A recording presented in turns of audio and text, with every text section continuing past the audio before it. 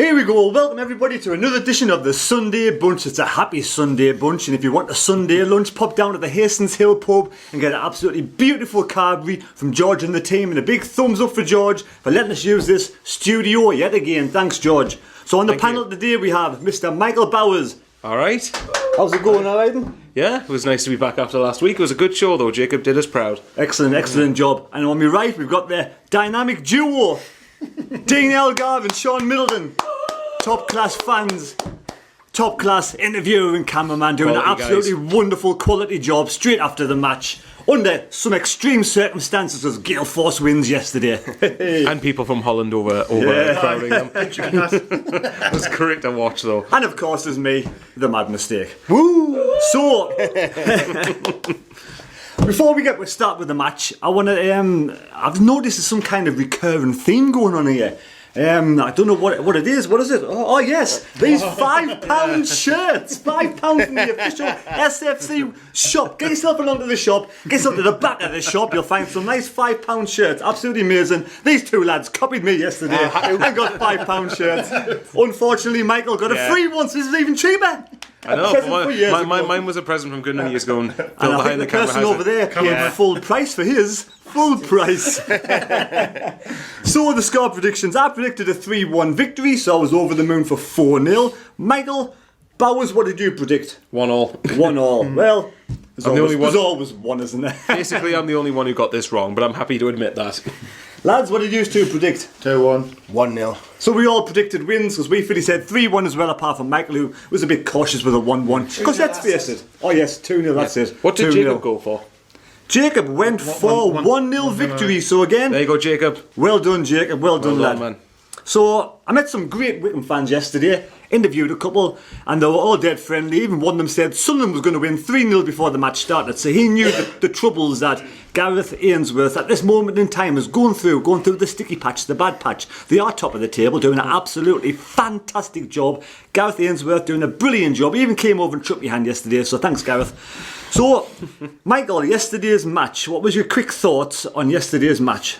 Best we've played all season. We looked like a team that had real intensity, were relentless opening 20 minutes, did not let Wickham settle whatsoever, and thoroughly deserved to be 3-0 up. I was absolutely astonished at how poor we made Wickham look, but the key phrase there is that we made Wickham look like that. It's not Wickham rolling over, it's the fact that our quality showed yesterday, and it was the fact that we would just would not let them settle, and although I don't expect 3-4-0s every home game, I expect that level of performance and intensity every home game especially. So are we getting better and better now with each game? I'd like to hope so.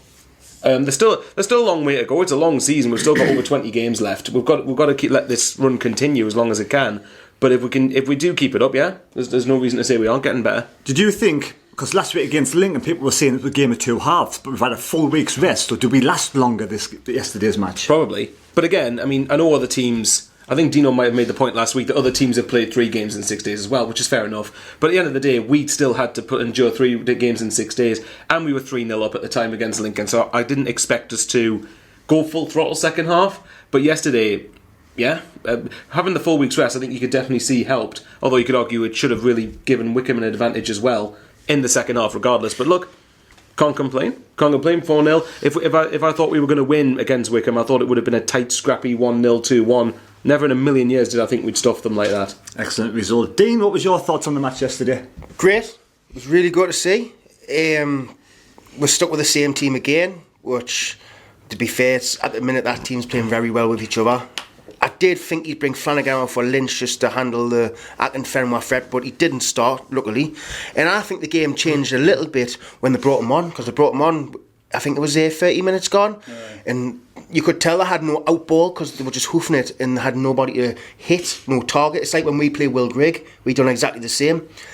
And when he came on, it pushed them 10 yards up the pitch, but I thought the lads in defence handled them very well.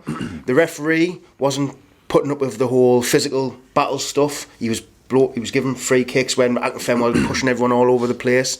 I thought we didn't play their game. We passed the ball for the first time in a long time. We passed the ball very well. Wyke, for as much as I criticise him, he had a really good game. He was involved. He scored a goal. Bear in mind, he should have had a hat-trick. He should have easily had a hat-trick, but he got a goal. He was dropping back, laying balls off. He was out-strengthening their centre-backs. Winning these duels, he was really, really good. And Power as well. Power had a great game. And overall, I never thought we'd stuff him 4-0, like. I really didn't. No. And well done to the lads. And to be honest, I don't know how to say this, a bit humble pie here, like. Do you think, Dean, because if we score early in that situation, away teams are like rabbits in headlights. Once we get that early goal and the crowd gets going and we get going at them, they just seem to collapse? You could say that. Maybe they're not used to playing at stadiums like ours. It's a bigger pitch probably than theirs. So you've got to take all that into effect. They are human beings. So for me, I think, don't get us wrong, we played them at the right time, because they're on a really bad run of form. Definitely. But that's still no excuse. They're still top of the league. Not now anymore, they're second now, but were top of the league when we were playing them. For a while, so to turn them over that score, all credit goes out to the lads. We made them look really, really average. And I think this is where we should be able to kick on, because the confidence should be really high now.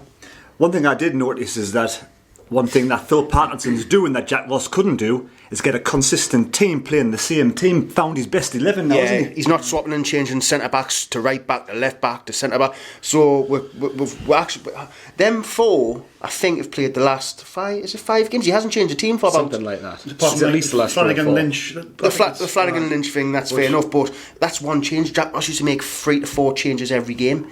So is that like affecting the team, keeping the same team, making them play better? Probably. So Sean, what was your thoughts yesterday? Brilliant. I think I've said this 2 or 3 weeks in a row now. We've been like absolutely outstanding. Like that was our first half. I dare say it's probably. I think I said last game as well. That was the best it's been on season. But this game was just. I mean, you got to think Wickham, they've been top of the league for a long time, and I thought it was going to be a hard game. But we, as Michael was saying, we made them look average, and they're not. They were a good side. I mean, under really hard, windy conditions as well. True. I think we passed the ball really well. We kept it on the floor, because I was seeing the lad sitting next to us. I was saying, I hope it doesn't be like what we've been doing really well lately. Some of the passing and interplay was brilliant. I mean, the second goal. I mean, I watched it again this morning. I think there was 14 passes involved, and I mean, Willis is on the right wing, crossed it out with Hugh. I was like, Jesus. And then there was another instance where I think there was loads of passes, about 20 odd passes, and I think was it Flanagan involved? He backheeled it. I was going, it's like watching Barcelona. I'm getting a bit excited in mind. Like, but on the whole, I mean, the first half, I think I said last time as well, I think the game was won in the first half. I mean, Atom Fenway didn't start. They brought man out of desperation, I thought, because that had changed something, because nothing was working for them at all. When he come on, I thought we dealt with him. He was very quiet. And 4-0 to win 4-0, it's just like, it's brilliant. Everybody's happy. I'm going to have a good few drinks, and it's great. So did you think it was a penalty, or did you think it was just an accident inside the box? Stonewall penalty. He knows what was going on. Maguire was hassling their player in the corner. He passes back to the keeper, and Gooch was on it. And I think it was it that cocky little bastard who said our house, our rules, was it him who gave the pen away? What's he calling him, Michael? Charles. Darius Charles, I think. If it wasn't him, it was either centre back, but I think it was Darius Charles, and all he done was stuck his arm out like that. He knew what he was doing. Mm-hmm. Why do you need to put your arm out there for? You're talking about the penalty incident. I looked at the highlights. It wasn't Darius Charles it was him who passed the ball to the keeper who tried to hoof it, but I can't remember who it was that ended up giving it away. Can I just point out, Darius Charles, eat humble pie, you saw. Right, okay. This is our house. You play by our rules. It was a stonewall penalty, because the bloke sticks. Your arm has got no reason to be there, and he's clipped Gooch in the face because he was closing the keeper down quick. Stonewall penalty, and thank God the referee gave it. Did you hear what Lee Howie said on Twitter as well? My mistake. He said that he was talking to Maguire at the end of the game. He said that riled the players up. That their defender saying our house now, you play our rules. That just riled the players up as well. Do you know what I mean? Actually, literally for a team talk, I think all you needed to do for your Parkinson was just play that clip in there. Play that clip. Good. Responded the right way. Yeah. So, Sean, did you think we lasted longer yesterday than the Lincoln game? 100%. But that's what I'm saying. Fitness is coming into it now. I mean, and it's on there about Parkinson saying the players are really unfit and stuff. But I mean, in the Lincoln game, I thought we were deteriorated a little bit in the second half. We couldn't do it, but yesterday it seemed like we were just like the fitness levels just getting better as well. So it just seems like everything's just getting better and better. And I mean the system's working well as well. There's a few players who look fitter. Wyke looks a lot fitter. He was running around everywhere. Maguire looks a lot fitter, and with the whole McGeady situation, he's playing a lot better. I'm sure he's had 4 goals and 2 assists in 4 games. That's a bloke we'll want to see every week, not just once every couple of weeks. And even players are coming to the road now. Dobson coming on his own now. He's grafting. He's grafting his bollocks off. Power yesterday, great game. Yeah. And you kind of thought, even Flanagan, even though he's had mistakes, solid. And I think he came off because of an injury. But if it was for tactical reason, like you said in your video, because obviously Akinfenwa and Flanagan's not the strongest, but Lynch is a lot stronger. Well, exactly, maybe that's a good substitution, but we'll never know. For me, that's the point I was going to make, was that I think if it was an injury, then it's a bit unlucky, but at least we had Lynch on the bench to cover it just in case of that. Having said that, though, if Parkinson made that with a tactical decision in mind to take off Flanagan and bring on Lynch for the second half, that's the first bit of proactive management I've seen from Parkinson in ages. Maybe even since he's come in. So I was actually surprised Lynch didn't start yesterday, just purely for Akinfenwa. But I'm also surprised that Akinfenwa didn't start. Why did he not start? I think I don't think Akinfenwa can last 90 minutes. I think with the size he is and his age is catching up now. He's been a great player and he's a good player, but 37-year-old. I think time will catch up with him. I think he's more of an impact player now than anything else. But I thought, you have to give some credit to Phil Parkinson. Absolutely fantastic job at this moment in time, turning the club around, getting the team consistent side together, playing this kind of football, like 3-4-3. The 3-forward line that we have at this moment in time, but pressing absolutely brilliant. I thought Willis was fantastic yesterday. When have we ever seen Willis come down the right like that? And like I said, the ball for Hume was brilliant. And how good is Hume now? He's getting really good on the left hand side. So. And I thought Max Power yesterday put in a captain's performance. He did, I'd say so. And even at the end, John McLaughlin, that double save at the end, I mean, he could have easily let it go in. Unfortunately, I didn't actually say the double save. Unfortunately, we go outside to do set up equipment for the interview, so unfortunately we missed that. So can you please explain what happened? Well, wasn't it basically a shot came in and McLaughlin made one save and then saved it again on the line? He kind of pushed it. It was a face shot came in, so he pushed it outside the box again. The other player kicked it back in again. He dived to his right and saved on the line. So I mean, it could have easily been 4-1, but they were trying to score a goal. They would have had their arses kicked at half time of Gareth Ainsworth. They came out, they played the match, but I think in the second half there was one moment where 3 minutes we kept the ball, we're passing it. Like Sean said, about 20 odd passes. It was absolutely fantastic. What was great as well was that, I don't know about you guys, in the second half it was great for me to see that although I expected in the second half to sort of manage the game and control it, but not necessarily go for more goals, we didn't settle for 3-0. No. We went to push for more. And even in the first half, after we scored the third goal, there was an incident where someone drilled the ball across the 6-yard box, and if someone had just been on the end of it, that would have been 4. So it was great to see us continuously pushing for more goals. That's the mentality of the players as well now. That's a good point. That when you're getting 3, they want to get 4, they want to get 5. They're not just sitting back and saying, "No, that's what I'm saying." That's the mentality of the player. That's good.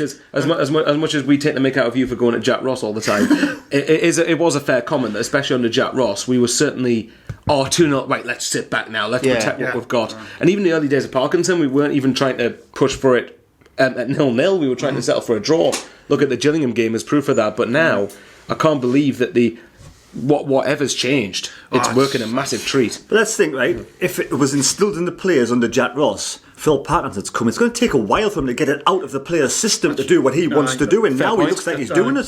That's a good point. I mean, it's his style of thing. It maybe just took a while for it to come into force. But the big question is, sorry, Dane. The big question is for me is, I'll ask Dean first. He can say what he was going to say, and then continue with the next question. Is can we continue this run of form away from home down at MK Dons next week? Hopefully, fantastic ground. MK Dons, absolutely quality ground. But can we get 3 points down there, Dean?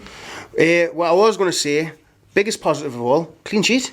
Exactly. No one's mentioned the clean sheet. Exactly. A clean sheet against top of the league who do score goals. Yeah.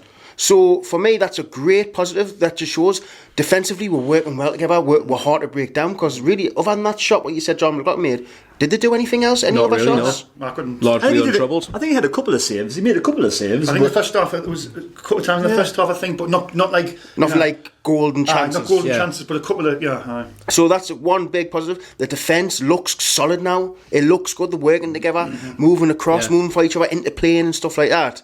And for the MK Dons game, we can go down there and win. Easy, definitely. It's a confidence. It's good that we're talking that we're actually gone down somewhere. You know, it's a confidence thing as well. Like us now, all of us we're thinking now, gone down now and we'll get 3 points. But we can't get ahead of ourselves because, like you say, every game's different. MK Dons will set up differently. Then we'll probably watch that match, like they'll analyse it, what we do good, and they'll try and combat that. So, exactly, and we'll be doing the same for MK Dons. So don't think of it going down there. Oh, we'll smash Wickham, so we'll smash them. That's not arrogant way of seeing that. I'm just seeing that it's good that we're all oozing with confidence. Of course. It's, you know what I mean? But let's still have a level head here. Exactly. We can go down there and turn them over, but we can go down there and get beat. Yeah, I mean, the best way is to combat what Sean was saying. If you go back before when we were travelling down to Donny, if someone said to you, we'll get 10 points from the next 4 games, wouldn't have believed them, would they? I'd laugh at you. You know, when you had Doncaster, Fleetwood away, and then you had Lincoln, and you had at the time top of the table. No, but as far as Deano said, I actually agree with this, because let's remember, Portsmouth, for example, are another team who are competing with us near the top, and they went to MK Dons and got beat quite comfortably. So we do need to remember. I think we still should be looking to go down MK Dons and get 3 points, but we've got to remember, whether the home and away thing people think isn't a factor, it's going to be a factor. MK Dons are at home and they're going to try and push on and make it more of a show for themselves, and they're fighting to stay up as well. It's a different challenge altogether. It's a fact as well, Michael. I think as well, we'll talk about this earlier on. I've done it downstairs. Obviously, when none of the cups, there's no distractions now. Luton, this happened to Luton last season. That when none of the cups, so they had no distractions. They could solely fingers crossed that happens with us. League. Do you know what I mean? I hope so. As long as Phil Parkinson keep the players with a level head, keep them grounded, make sure they don't get ahead of themselves, like Dean says, take each game as it comes, play the high pressing game. At MK Dons next week, the same thing. If we can get a couple of goals early on, touch wood, if we can get a great start again, it could be the same kind of result again. But like I said, it's all about results at the end of the day. A win is a win for me, regardless what the score is. So, Michael, you've heard some rumours about Phil Parkinson. Well, it's not me specifically. I got sent a message on Twitter. So now there's a couple of handles I need to mention, and one of them I know I'm going to pronounce the name wrong, so apologies. I think it's called Rudry SAFC. Basically, yeah. Apologies, mate. Apologies if you're watching. I've got that totally wrong, but either way. I'll tell you what. Hold on. Do you want to try and pronounce it? Anyway, right. Basically, there was Henry. Yeah, okay, there you go. You can pronounce it for me. One of them was Phil Parkinson. This is just a message. He apparently heard that in Phil Parkinson's alleged opinion, the FA let inexperienced referee at the Stadium of Light to test them in front of big crowds. Now, when you look at it, almost every time a referee has been at the Stadium of Light, it looks like they can't handle the plays. It looks like they can't handle the occasion of reffing a Sunderland game in League One. So, what would your thoughts be on that? Possibly. I thought yesterday's referee was quite good. I thought he handled the game really well. Same. Probably one of the better referees, not just because of the result and he gave us a penalty, just one of the better referees. Kept his cards in his pocket a lot of the time. And there was a couple of times there was some fierce challenges going in, but I thought he held that. You know, the game yesterday was really good. Thoughts on the referee? I think the referee was fine. I mean, I think if all you do there is tap the equation out of the referee's hands, just play well like we have been. And it's, do you know what I mean? I say the referee made one mistake. He gave a yellow card for, I wouldn't say it was a foul. It wasn't a yellow card foul. We give a yellow card anyway. But then Lynch done another stupid challenge, and I thought he's off. He's gone. I remember that, yeah. That was a red. Yeah, it looked very reckless. It looked very bad. Now he's off. He's red card, and he didn't give it. What did he do? It was a bad challenge.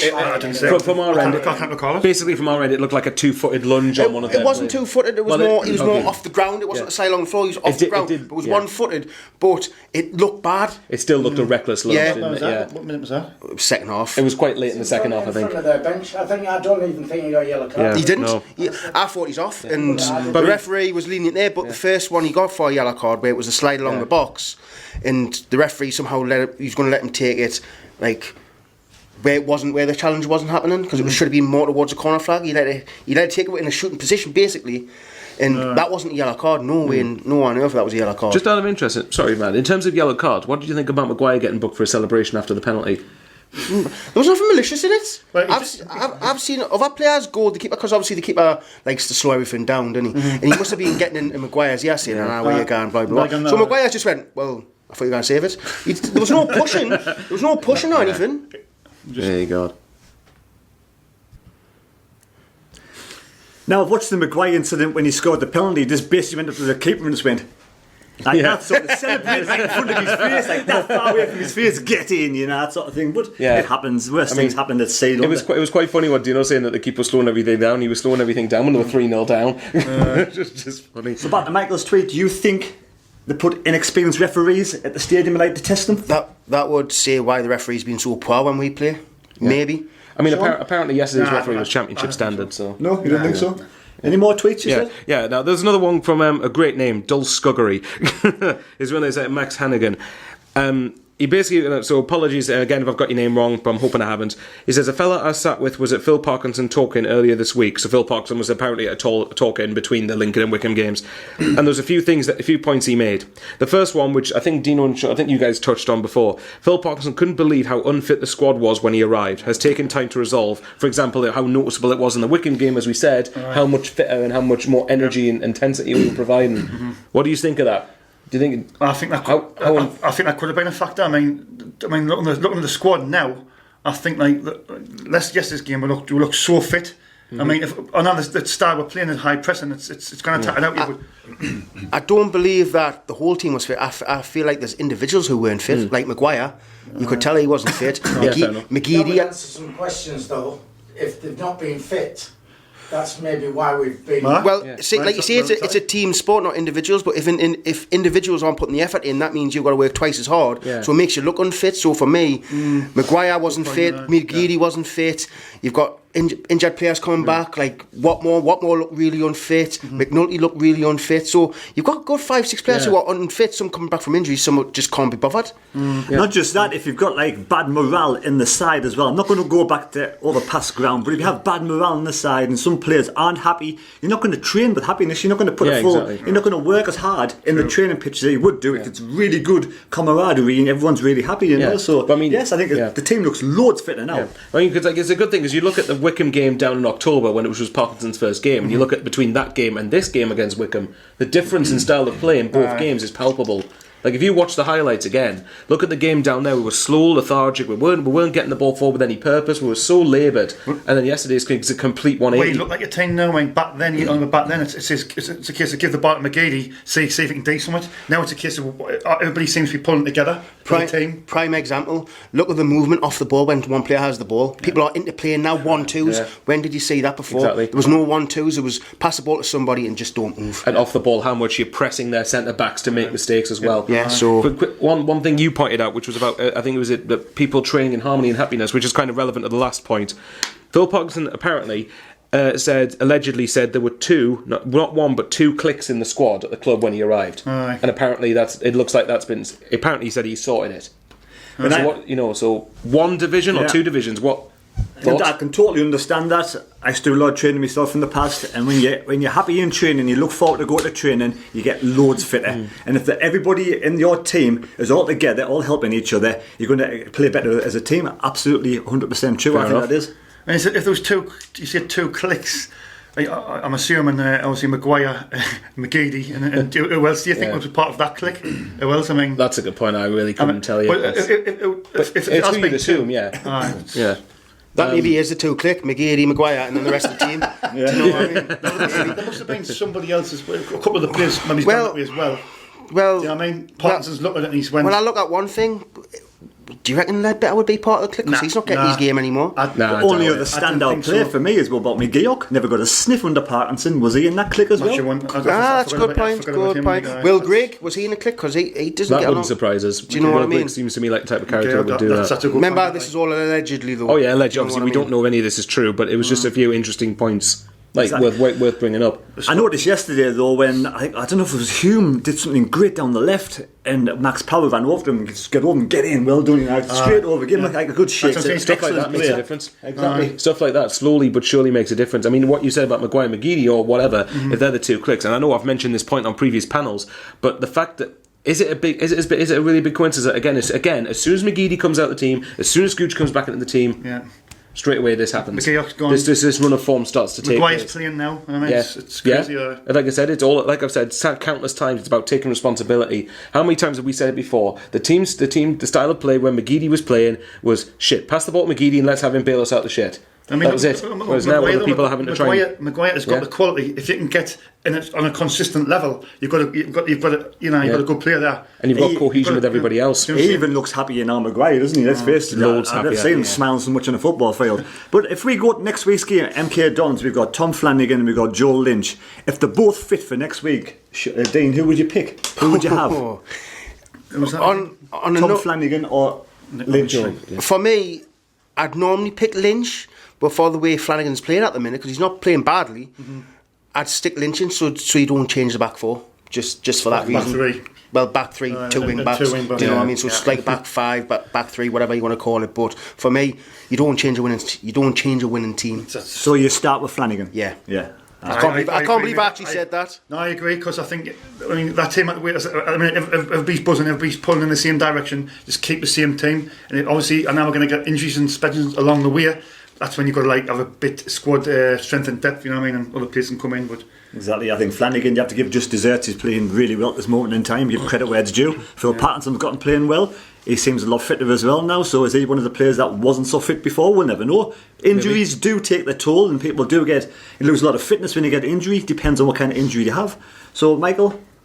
Probably Flanagan. For the same reason that Deano said, really. I think that Flanagan's one of the other players who's actually really improved in recent weeks. I think he's looked really composed. Yeah, he's had a couple of dodgy moments, but you've expected that with Flanagan at this point. But I wouldn't complain too much either way, because Flanagan could have come off because he was injured, and that decision might be made for Parkinson. But either way, as long as there's cohesion with the back line, it won't matter as much, I think, out of the two of them who you put in.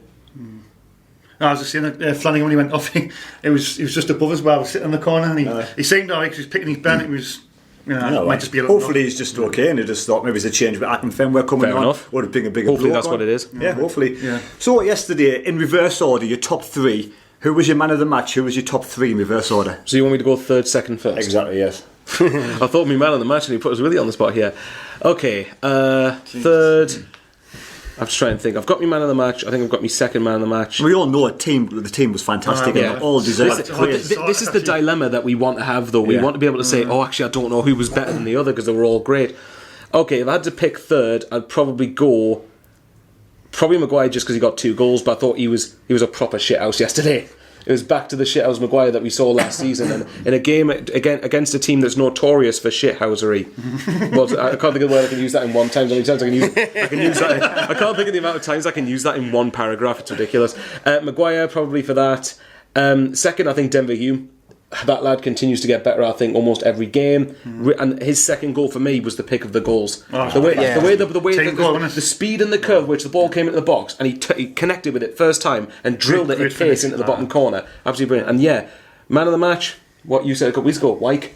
I think Wyke is really putting himself about, and I do stress I'm still with Deano that he still needs to score more regularly for me to have proper value into the team. But I do think the way he does accommodate the way Parkinson wants to play, and that's why he's in the side. But if he keeps this up, fine. I'll happily eat me words. Sean? George Dobson, I'd say a third. I thought he had a really good game. I thought he just grafted his arse off. Yeah, he was a man to mention. Denver Hume, I was going to say Denver Hume second, because he's just for his goal and he's worked it down the left, and Charlie White was just brilliant. I thought he got a goal. He he grafted his arse off, and he was just a constant. And I'm missing Maguire, and he scored a free kick and a penalty. But I see the team play well. It's hard to get 3 in there, really, isn't it? But there were probably people that deserved to be in Mellis ahead of Maguire. I just put Maguire because it was first thing that popped into my head. Free kick was class, wasn't it? I'm going to go Willis, because I thought Willis was tremendous. He was. Willis, is this just because he bombed down the wing and put a Hollywood ball in? No, for me, Willis he was just the Willis I want to see. You know, bossing it, winning headers, tackling, and just being a PR brick shithouse at the back. And then I'm going to say Dobson, because I just thought he was running the show. He was everywhere, putting tackles in. Yeah. Like you say, you would go with Maguire because he got 2 goals. But I'm going to go with Wyke for the sure fact he was getting involved in everything. Getting involved in everything. He was passing the ball. He scored a goal, and he was actually winning duels. Yeah. And it was probably the best game I think I've seen Wyke play. Can I just point out Phil behind the scenes is loving this at the minute? Yeah. He's absolutely loving it. So before we move on to my top 3, Phil, what was your top 3? Phil who? Parkinson. Phil in the room. Philly. Oh God, it's tricky. Hume man of the match, I think. Hang on, so he gets to say it first to third, and we've got to do reverse order. He's the boss. He does what he wants. Maguire, White, I think, in that order. Hume, I'd say Hume man of the match though. Couldn't argue with you. I mean, When you see the excellent, Excellent. I mean, it's so difficult to choose man of the match. I thought the whole team was great. When you see a list of players in the paper for the star ratings, you see like some have 5, some have 6. I'd say every single player had at least 7.5 yesterday. I thought they were all fantastic, brilliant. Yeah. I'd say in third place I'm going to go Max Power, second place Hume, and I'd give man of the match, I'm just going to say Chris Maguire, even though it's so difficult to pick man of the match because there were so many, like I said, like they said Charlie White was fantastic. And I listened on the radio a few weeks ago about Gabby Deano was saying about what's wrong with Charlie White. He needs to put himself in the right place. He needs to put himself, give it 100%, get up for the ball, he's a big man, he needs to get off the ground and let the referee have to make a decision. If he's there winning a header, because he's been winning loads of headers lately, I thought the last few games he's been winning more headers than he's done in the past, and the referees are starting to say, right, okay, he's won the header, we're not going to give him a foul against him. I've got one concern about the match yesterday. We're still not making substitutions till after 80 minutes.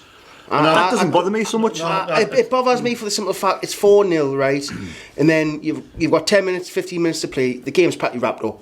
Do you know what I mean? So you bring off your players who you want to keep for next game. So say your Maguires, your Gooches, your Wykes, your Dobsons, right? You've got substitutions you can make. So if Maguire and Gooch get injured, you're in a massive problem there. So for me, why is he not like bringing people off with 20 minutes to go to save them for the next game? Because it only takes the 95th minute and someone to get a bad injury. It's the only problem I've got at the minute. He's not making substitutions in the. We don't know what goes on behind the scenes. You could have the rest of the team playing, 5-a-side for so many minutes. There could be fitters out. Fitters are up. It's the same as what the first 11 is. But their confidence won't be that high because like, I'm on the bench. I'm not even getting on. What's the point? I think I do emphasise what Deano said. I think that not just to try and rest players that basically like you said, the game's done. It's been done for probably the good part of an hour. So I think Bob Parkinson probably could have brought a couple of other players on to try and get their fitness up. Get the confidence up. Yeah, get it up. It's a minor nip. It didn't bother me as much yesterday because the game was done, but it's still a big factor for me that Parkinson has been here, and it was the same with Jack Ross that sometimes we're still too reactive with substitutions. We're not thinking ahead of the game really. He might have some sort of system in place where he's basically saying if anybody out there thinks they're going to pick up a niggle or think they're getting tired or they can feel a twitch, just give us a shout and we'll change it. Right. But until then, I'll leave you on the pitch if you're doing all right. It's just my opinion, that's all. Yeah. I just like to see players coming off, getting some confidence in the other players, and like you say, you've got Watmore there who can cause problems. He's got to be a pace about and bring Gooch off, save him from getting injury, because you might feel like you need a niggle, but it only takes one of their players just to go right through you to break a leg. Or I've got a full week to recover from the next game. From a broken leg. No, that could happen any time though. I was going to kill. You've only got a broken neck. Walk it off. So now the big burning question is: I'm 100% behind Phil Parkinson doing an absolutely fantastic job, unbeaten in 6. Michael Bowers, are you behind Phil Parkinson now? I'm still 50-50. I just love that Deano's got his hands on his head I knew he was going to ask this question. I had a feeling. Right, okay. If Parkinson continues this, and this has got to be a long unbeaten with regular wins for the next couple of months, or certainly for the next 3 or 4 games, then I might start to change my opinion. But then every manager all fans would back all managers who always win every single match. So what happens if we go to MK and Dons and lose next week? Well, the referee sends one of our players off in the first 5 minutes and ruins the match. True, but Parkinson was still brought in to get us promoted. So yes or no? Nick sitting on the fence, Sneak 50-50, yes or no, yes or no. You're not getting that out of me, I'm still 50-50. You can try all you want, but I'm not saying that. Right, okay. Night, Sean, your turn then. He wasn't my choice, but like you say, as long as you say I'll be back, behind him 100%. And I said, it was after the Gillingham game when we got beat 1-0, I was really hurting after that game, and I was like, this is not working. But sometimes it can take a while for his sort of style of play to come through with the players, and I think now it is coming through. The fitness levels is high, I think we've got to give this bloke a chance, and I think I'm behind him. I think, right, give him that Just opportunity. quickly, I think the transfer window is going to factor into our opinions as well. See what we do in business in the next couple of weeks as well. I don't think there's any money. Personally, I don't think there's any money. I think we're going to get the free transfers and this, that and the other. But do you think he's earned the right for a full season now to the end of the season? He's earned the right for the next good couple of months. But again, not for the full season. Well, it depends what we're not going to go down. It depends what. Yeah, but that's not what success should be, though. Stop being a twat. I'll stop it. I'll stop it. If he gets us out of this, it gets us promoted. Right, That's the the mantra. That's the mantra. Everyone has the opinion, and then you have to whatever. Right. So, Sean, what else did you say? No, I'm just saying basically I'm behind him. I think Behind Michael or behind Phil Patterson? behind Phil Parkinson. Excuse me.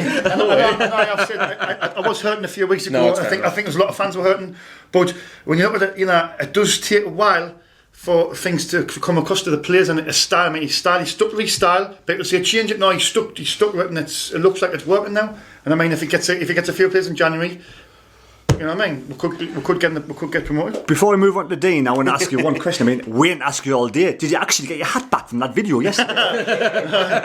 Jesus, I never seen a man's face go, £300 hat. twice when I was a little kid. It was the same kid, wasn't it? Hold on. Hey! It was just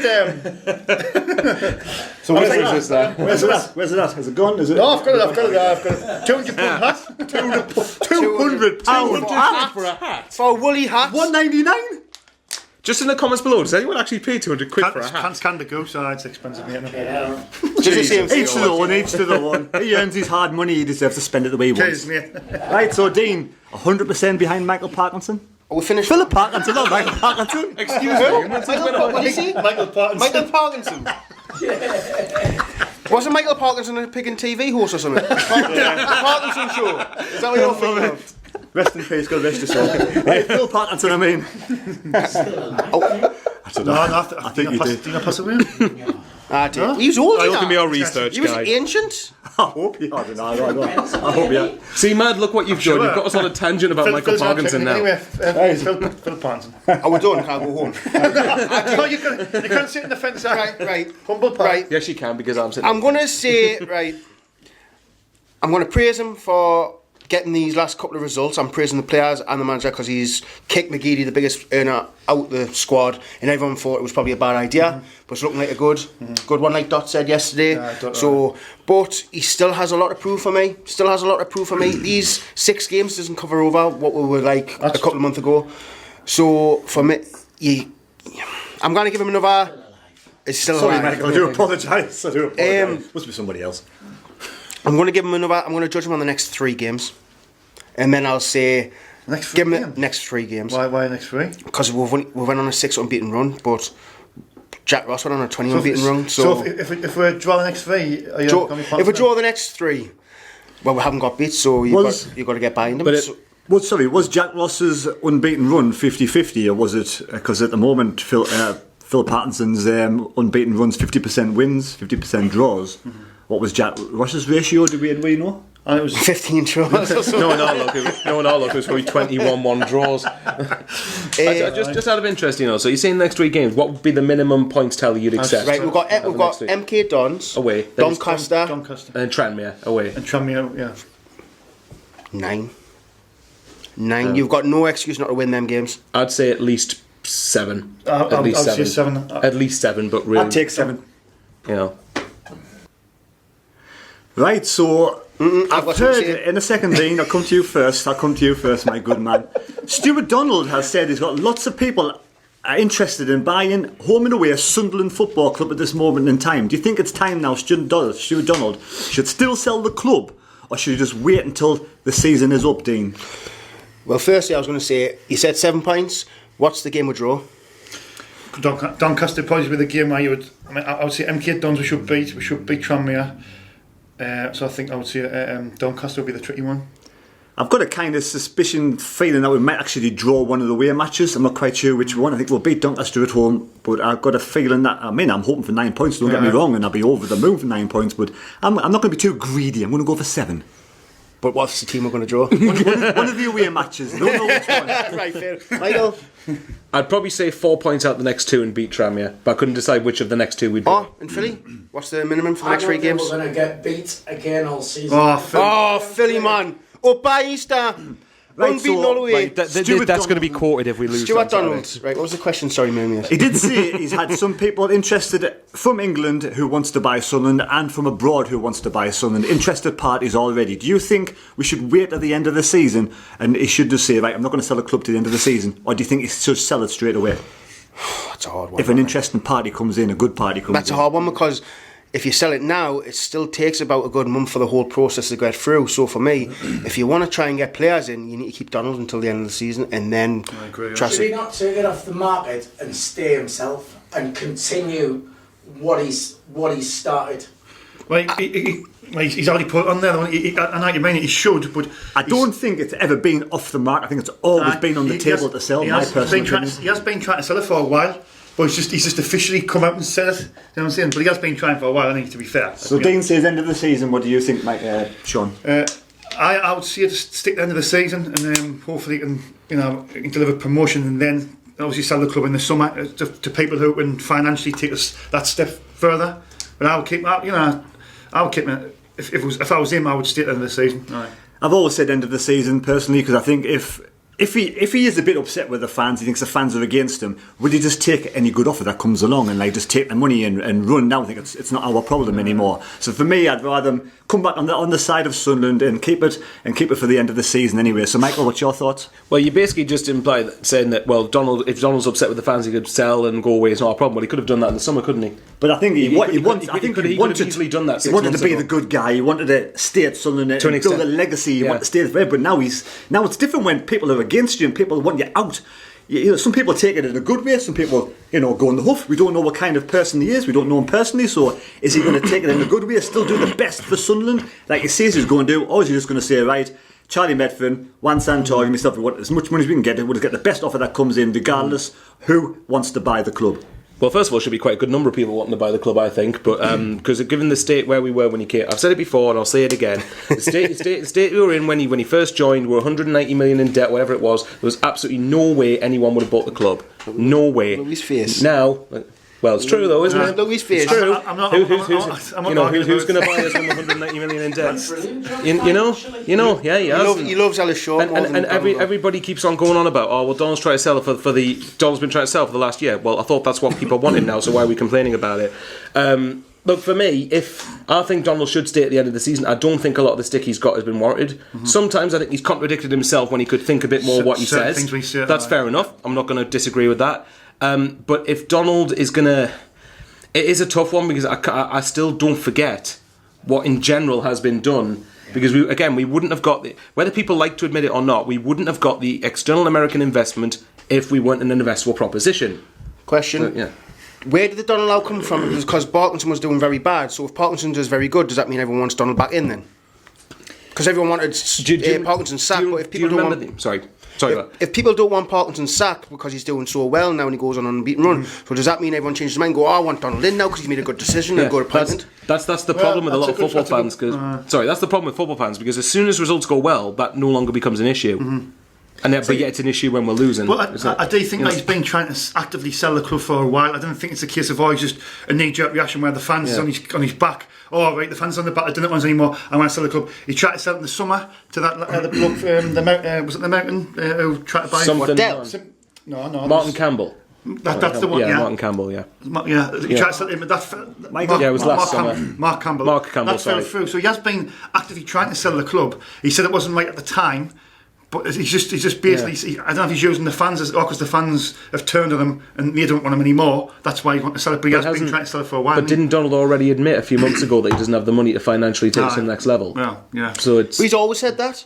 That's what I mean. So if Sunderland want me to spend 20 to 30 million on one player, I cannot. I can't do that. We would need investment. He's always said that from the start. Remember at the start of the season we had like a really slow pre-season matches we played with Jack Ross. So Jack Ross has let this team become unfit. Let this team sort of regress under Jack Ross. So Stuart Donald's actually thought, yeah, I'll get rid of Jack Ross. I'll bring in Phil Parkinson, who said to me in the interview, I'm going to get these fit as butcher's dog, get these absolutely firing. It's going to take us a while because they are all so unfit. So as Donald actually did the right thing by getting the right man in, so now Phil Parkinson turns it around and he starts winning all the games. And if we do end up getting promoted this season, then the original decision for Jack Ross to be sacked and Phil Parkinson to come in is going to be the right decision. So then the fans are going to be thinking, yeah, we were a bit hasty. We didn't, because it wasn't our choice. We wanted Kevin Phillips, and we all love Kevin Phillips because he's super Kev.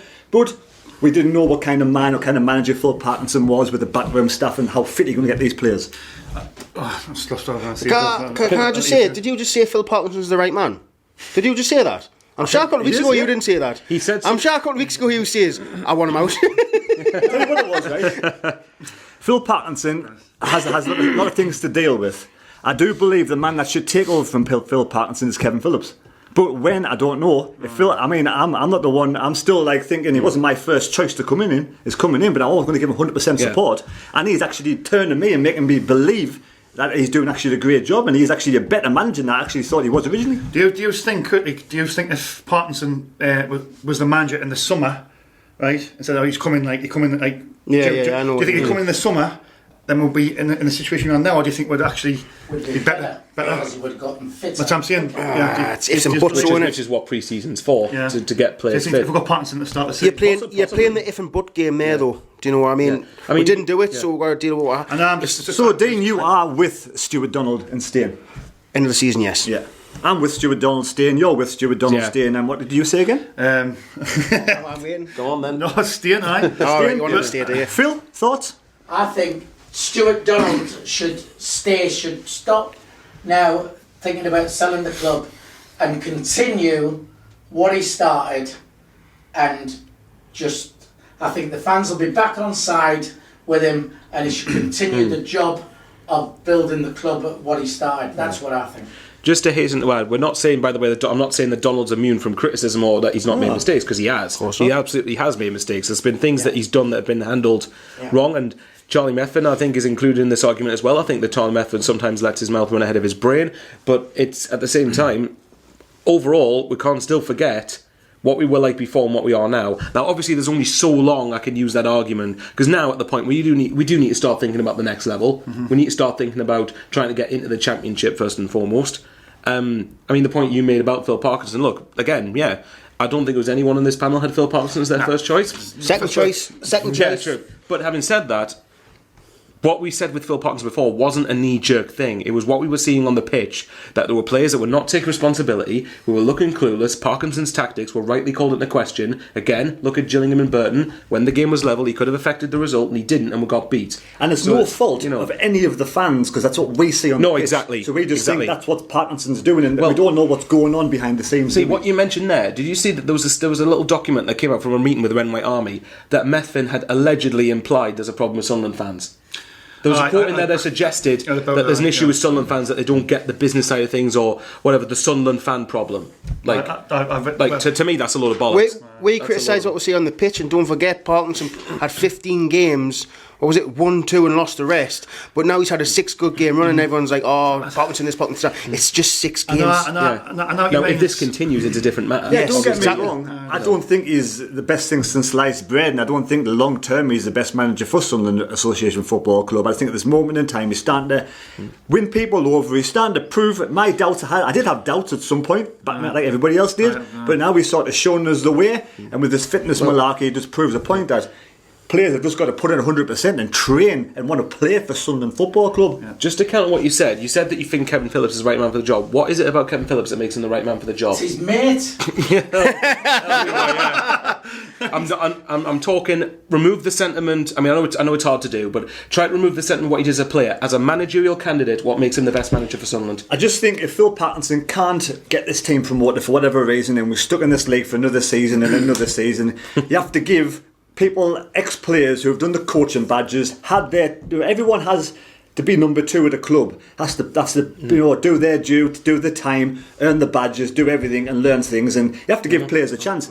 And these people who come in like Kevin Phillips will be given more of a chance and more support from the fans than other managers will be given. Granted, I'm saying that because I wasn't into football when Kevin Phillips was a player, so I'm naturally going to have a more basically what Kevin Phillips has done. He's done his apprenticeship. That's what Exactly, it is, isn't it? yeah, It's exactly. like for young kids, you've got to do your apprenticeship before you go Everyone into deserves a full chance. time. So that's what Phillips has been doing. He's been under Nigel Pearce and whoever else he's been. Was he under Tony Pulis? I want to say, I can't remember. He's been Then a few again, matches, yeah. I mean, a few then clubs. then again, saying that Arteta's at Arsenal and he hadn't had a first team manager role before. Exactly, he was doing his apprenticeship with Pep Guardiola, learning everything. I think. I think my sorry, go on, John. I think what my mistake is seeing. I totally agree with him, actually, is if we do see in this league in the season, then Partons will probably he's failed in the job. Why not take a chance on Phillips? It would lift it would lift the club.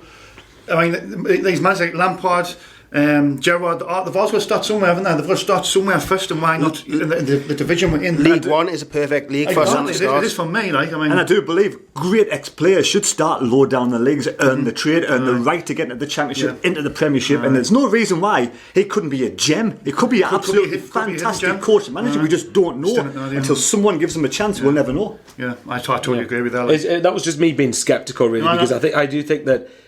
I have to look at Kevin Phillips' credentials and think, right, is he the right person, or are people saying this because of sentiment of what he did as a player? Well, who is the right person? You can't just say, oh, he's the right person. You might say, oh, Pep Guardiola's the right person, but he might not be. It just depends. It's all down to inklings, and that's my inkling. I'm not 100% sure Kevin Phillips would be the right person, but if he proves me wrong, fair enough. Right, so I'll quickly move on. What position are Sunderland going to finish in this season now? Are we going to be up by Easter? I have a feeling we're going to be asked this every week. If we don't make the top 2 now, would you be disappointed? Yes, but as long as we won the playoffs, I wouldn't be too bothered. Sean? Do you know what? Like a few weeks ago, I took your hands off for the playoffs, but now looking at how well we're playing and all the teams pulling together, you would think, we can't get in the top 2. Why not? Why not think? Yeah. Why not think? Like, be ambitious and think we can get in the top 2. Do you know what I mean? 6 points can be overturned. We only have a game in hand over the top 2 and not over the ones, the 3 above us. Just got to keep the consistent run going, and Just possible. just to make it clear, I don't think we'll finish in the top 2. I think we'll finish in the playoffs, but top 2 is what we should be pushing for. Dean? I'm still not changing. I still think Nowhere? squad depth isn't good enough at the minute. A couple of injuries and then the whole team changes. So for me, and I don't. He's going to be labelled Mr. Negative. For me, we're not making playoffs. I don't care how many. This league is very tight now. A couple of losses, a couple of losses. Yeah. You can't be back down the bottom, the bottom half. Yeah. So for me, no. In fairness to Deano, I think there's about 2 points between us and something like 12th or 13th in the league. So I think when we won League One back in the 80s, didn't we have a bad start? And after it was about 13 matches, Gabby Deeney came in. They went on a massive unbeaten long run. So this might happen again. You never know. So I'm going to go top 2. You have to believe and dream. It's not impossible. It's not impossible. Just to reiterate, what Deano said about squad depth not being good enough, that's what they should be doing, looking to rectify in the transfer market. Window, So thoughts on the transfer window? Oh, here we go. I want to ask a question, right? How then? Of each of you. Do you think it's possible we could be up by Easter? No. Yes. No. And I'll tell you, there's only 3 after Easter. There's only 3 games left. All right. No, I think that's so there you go. So we could. I think it's going to be tight. If we win every single game, then maybe. there's a possibility. I mean, there's a possibility now. Where a few weeks ago you think no chance. I think we want to run. Yeah, now. if we keep this run going and we keep injury free from the good players, Let's put this devil's advocate in the room then. Rotherham are in form at the minute, and they're the team that's top of the league. I don't think Rotherham will finish below 3rd, 4th. I think Rotherham will be right up there. That's right. I'm flashback to when Deano said, "I don't rate Rotherham." I know. I still don't. We should have beat them when we played them. Top 6. Yeah, Rotherham away. Anyway, Is it? Yeah. We didn't get ourselves down. Anyway, Rotherham's top of the league, and I think they've got one of the best teams in the league. I don't think they'll finish below 3rd and 4th. Can any of you see Wickham, who are 2nd, finishing where they are? Nah, I think they'll. I don't think they'll fall down to mid-table or anything, but I think they might just miss out on the playoffs. No, I think so. I think they'll. So Wickham, I don't think have a good squad depth either. On Tuesday, Oxford play Ipswich. Now I think Oxford might fall slightly as well. I think Oxford and Wickham might drop away a little bit. That's just my opinion. My point was going to be that I think Wickham will start to fall away. Now, if that did happen, there's a chance there for Sunderland. There's a team for Sunderland to try and target. Obviously, there's a couple of teams above us that will have the same idea, but I mean, if Oxford play Ipswich, one of those two, both of them are above us, I believe. Yeah. One of them at least is going to drop points, if not both of them. So the point was, I was going to say, no one's running away with it. No one's running away with it now. But again, Sunderland would have to have a really good transfer window and really continue this pressing intensity effort style. And if we did that constantly, we've got every chance. So thoughts on Kyle Lafferty? Now you mentioned the transfer window. Not a bad signing. To the end of the season, smart decision. 6'4" tall. Can't do any brick shit house. Can't do any worse than Greg and Wyke. I think he's going to be a good signing. Fingers crossed. He might need a few weeks to get fit though. No, look, yeah. Kyle Lafferty? I think he's the type of player what we've been missing. And Deano's got a total different perspective on this. Shock. Always do. A nice goal ratio is not great. I was checking it. I mean, but Can't go off Neither that. is Charlie Wykes. You can't go off that because Griggs was a good goal scoring rate, and look what he's done. So you can't go off that. That's what I'm saying. But he's the type of physical player we've been missing though as well. But we need somebody up there. I mean, Charlie Wykes doing well at the minute. But what happens if something happens to Charlie Wyke? I've heard bad things about Lafferty. This is what I've heard. I've heard he's a womaniser. He likes to go partying all the time. What's wrong with that? Sorry, Karen. I just. Sorry, how you Karen, met if you're Karen? That's what you told me anyway. Sorry, Karen. But Sorry, Karen, if you're watching He's this. 32-year-old now. Surely he's mature enough now, unlike some people, to think this is his last chance in football. Now he needs to put in a shift and play really good for some end of the season. That's his key to get another good transfer next season. Aye, but is he still going to be professional? Just because you're professional doesn't mean you're going to act like one. I'm sure we have something in his clause contract. Are you thinking that because we got rid of McGeady and you're bringing somebody like a Kyle Lafferty and it could just upset a little? You don't know what he is like as a person. This is just what I've heard. I heard he likes to go away. He doesn't turn up to training. He goes away to Milan and parties, and he's a womaniser. He's got 6 kids with loads. Can I tell you that Charlie White and Max Power. who did last night? Yeah, I know. Let's face it, right? Do you think what's happened with the last 6 matches with Phil Parkinson, he's going to let somebody come in and do that? If he once puts foot out the line, I bet it's in his contract saying if you don't do the things we want you to do, you'll be out on your out straight away. Do you reckon Parkinson signed him, or do you reckon someone else has signed him? I think it's Parkinson's choice. Do you reckon it's I think Parkinson's he'll choice? say he won't want anybody. He's not playing Will Grigg. He's not playing Matt Nutley. He's not playing his other players. He'll have his first 11 in there, and Kyle Lafferty would have to prove something to Phil Parkinson before he gets on that side. I do think to defend Deano actually here that I think I can see his scepticism. Yeah, I know. Defending us, are you? I know. Yeah. Don't let me I can. Yeah. don't mention that to me, Sean. I do get Deano in the sense that he's got rid of McGeady probably for allegedly being bad apple behind the scenes. So the argument is, why have you got rid of him to then bring Lafferty in, who's allegedly done things like this before?